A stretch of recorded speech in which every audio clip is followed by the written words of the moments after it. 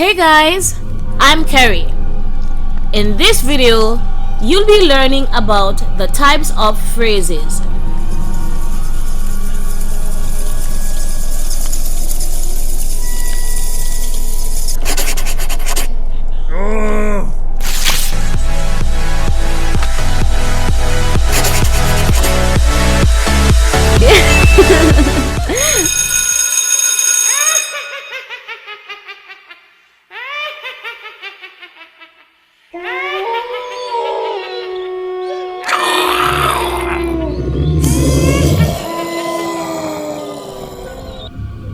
What is a phrase? A phrase is a group of related words that does not have a subject, a verb, or both.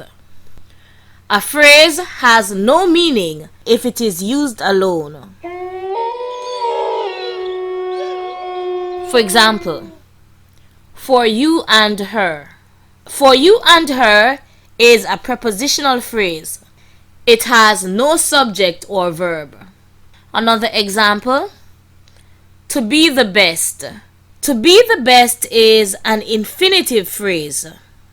It has no subject. Note, a group of words that has both a subject and a verb is called a clause. For example, they will be here soon. There is the subject of will be. Another example of a clause, after she leaves. She is the subject of leaves. Let's look at the types of phrases. There are three types of phrases: prepositional phrases, verbal phrases, and appositive phrases. First, let's look at prepositional phrases.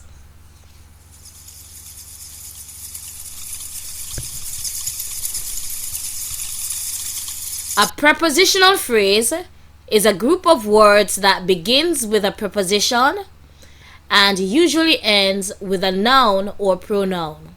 For example, a skeleton is a structure, a bony framework of a living thing. Of a living thing is the prepositional phrase in this sentence. The noun thing is the object of the preposition of. Here's another example. To me, a mummy looks like a roll of used tissue. There are two prepositional phrases in this sentence. The first phrase is to me, and the second prepositional phrase is like a roll of used tissue. There are two types of prepositional phrases: adjective phrases and adverb phrases. A prepositional phrase that modifies a noun or a pronoun is called an adjective phrase. For example, Dracula is one of the most famous Halloween characters. Of the most famous Halloween characters is an adjective phrase because it modifies the pronoun one. Another example, some kids from the party are still outside. From the party is an adjective phrase because it modifies the noun kids. A prepositional phrase that modifies a verb, an adjective, or an adverb is called an adverb phrase. For example,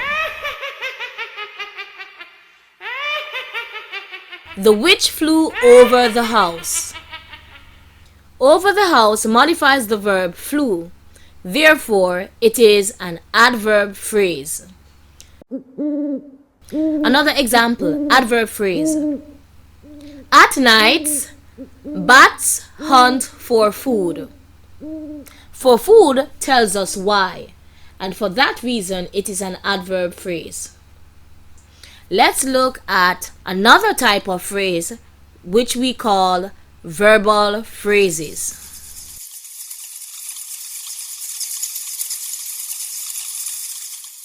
Verbals are formed from verbs and are used as adjectives, nouns, or adverbs. Participles, gerunds, and infinitives are verbals. A verbal phrase has a verbal and its modifiers and complements. There are three kinds of verbal phrases: participial phrases, gerund phrases, and infinitive phrases. Examples of participial phrases are: we watched the ghost flying westward. The participial phrase flying westward modifies the noun ghost. Another example of a participial phrase: searching through old clothes in a trunk, Ricardo found a humungous spider. The participial phrase searching through old clothes in a trunk modifies the subject Ricardo. Verbal phrases can also be gerund phrases. For example, gerund phrase: Ed's acting won him first prize in the contest. The gerund phrase Ed's acting is the subject of the verb won.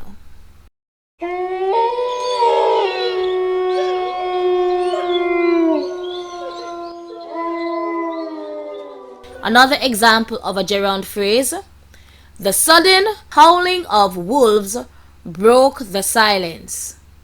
The gerund phrase the sudden howling of wolves is the subject of the verb broke. An infinitive phrase is another example of a verbal phrase.